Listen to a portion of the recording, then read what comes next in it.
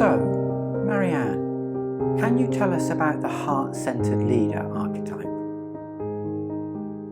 Yes, the heart-centered leader is our name for the archetype that's traditionally been known as the king or queen or sovereign.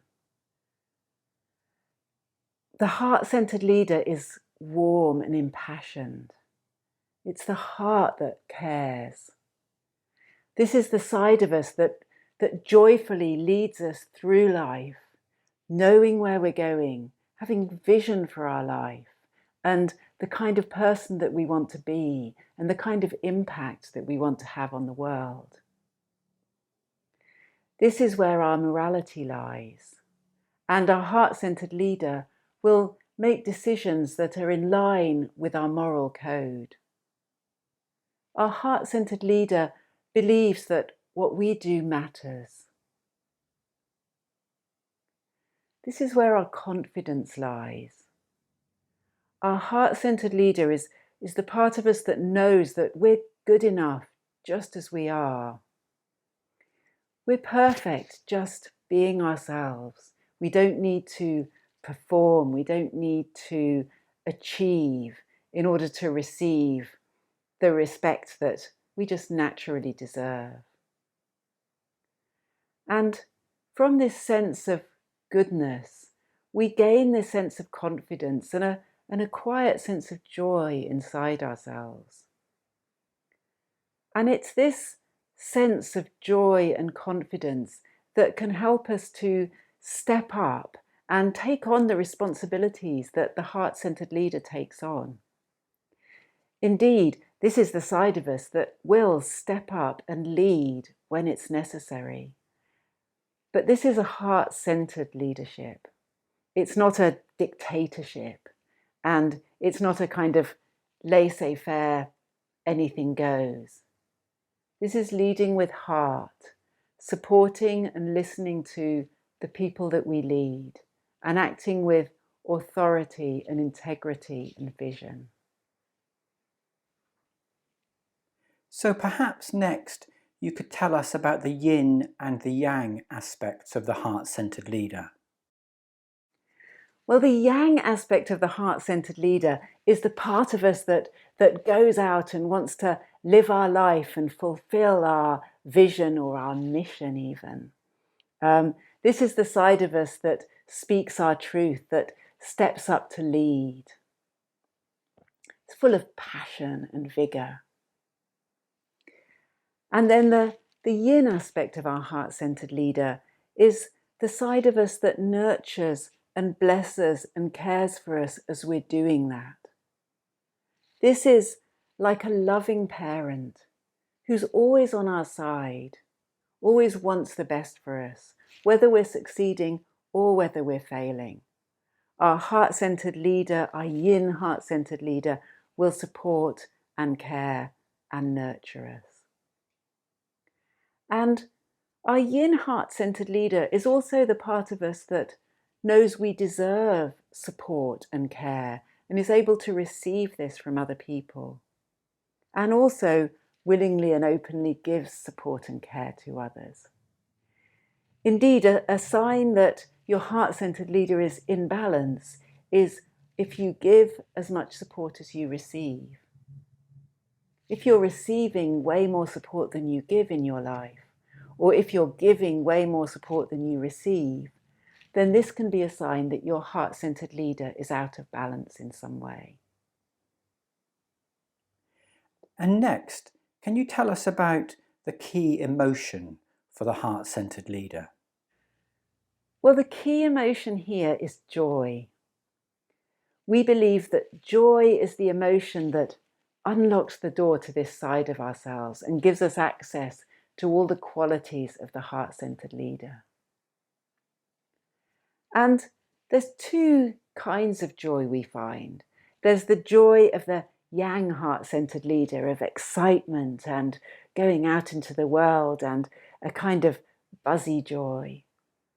And then there's the joy that comes from the confidence given by the yin heart-centered leader that we're good enough just as we are.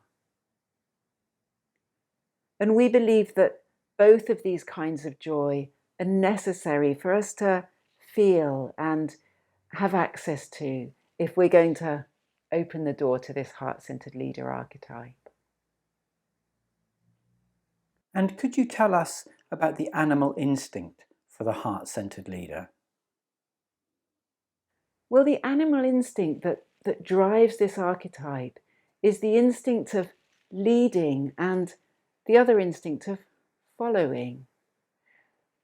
Think of the alpha female or the alpha male.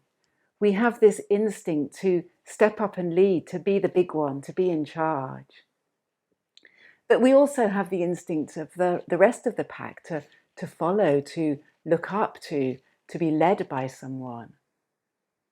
So we believe with these instincts that it's important for us not to decide they're not part of us and put them away into shadow, but rather to get to know these sides of ourselves, to be able to consciously and deliberately choose to follow or choose to lead when we decide it's appropriate.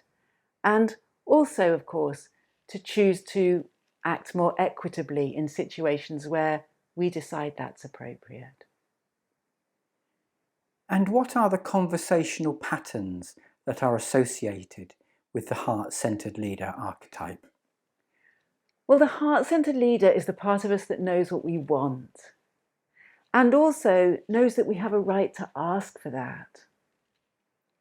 At the same time, our heart-centered leader understands that the other person doesn't have to give us what we want, but we can simply ask.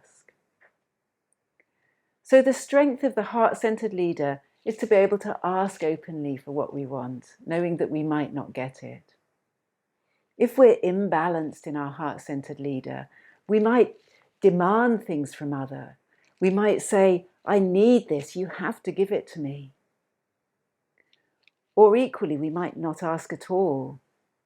We might act in passive-aggressive ways when we don't get what we want. Or we might say what we don't want rather than saying what we do want. Either way, we'll find it difficult just to openly and cleanly ask for what we want. And what might wound this heart-centered leader energy and cause it to go into shadow? Well, the wounding message that causes this energy to go into shadow is the message that you're not good enough. It's a message that says you need to do better. I'll love you once you've achieved this. I'll love you if you do this. Or I love you because you're so good at this. This message really eats away at the foundations of our joy and confidence and our sense of self. It means that we're constantly striving. We're never good enough. Even when we achieve the next thing, there's another goal set, and we can never just relax and feel that we're good enough and sit in the confidence that comes from that. So, can you tell us what kind of shadows are associated with the heart-centered leader archetype?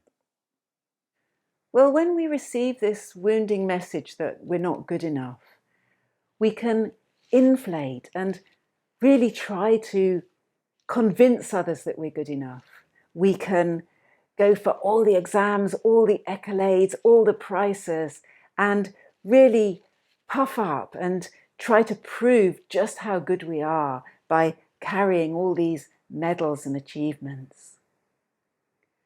The problem is that still at heart we fear that without all of these achievements we'd be nothing. So we constantly have to strive, we constantly have to improve, and we can become quite puffed up seeming. Others can get the sense that we're performing. And indeed we are performing. We're performing in order to get the approval of others because we don't believe we deserve that just for doing nothing. We could become quite judgmental of people who just receive love and care when they haven't really achieved anything. We've put that side of ourselves away into shadow, the part of us that believes that we deserve love and care just for being who we are. So we could really shame that in other people.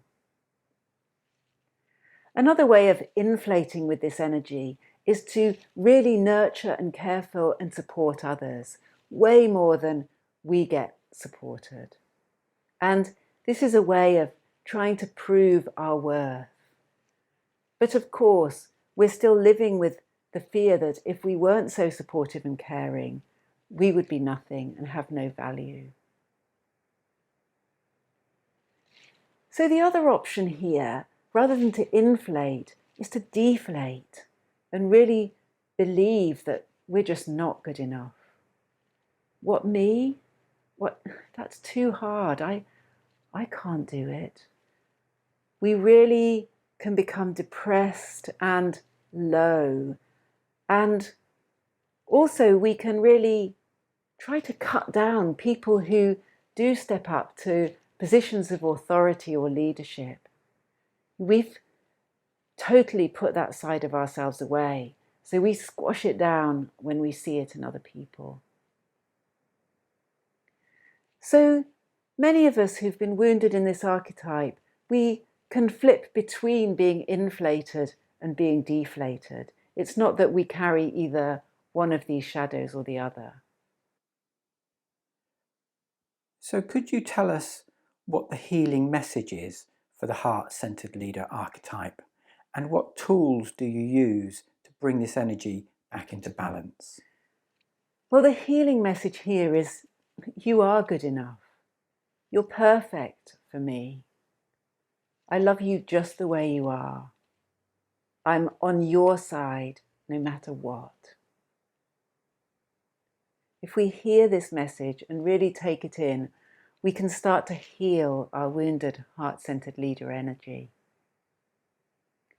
So the tools that we use for working with this in a shadow work session are blessing and support. So if you have a part of yourself on the carpet that's maybe very small, very low in energy, very low in confidence, we can bring in a big, warm, strong, heart-centered leader part onto the carpet. And we can have that part go and be with the little part and let that part know, I love you just as you are. You don't need to do anything for me to approve of you. I support you, I'm on your side.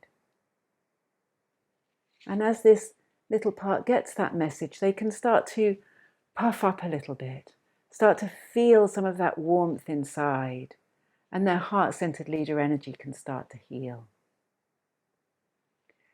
But this method works also if you've got a part on the carpet that's really puffed up, really shining for approval, really overachieving. If we can bring a loving, warm, heart-centered leader part to that puffed up part, then they can let them know, look, I love you just as you are. You don't have to achieve to get my love. You can achieve if you want to for your own enjoyment, but you don't have to do that to get my love and approval.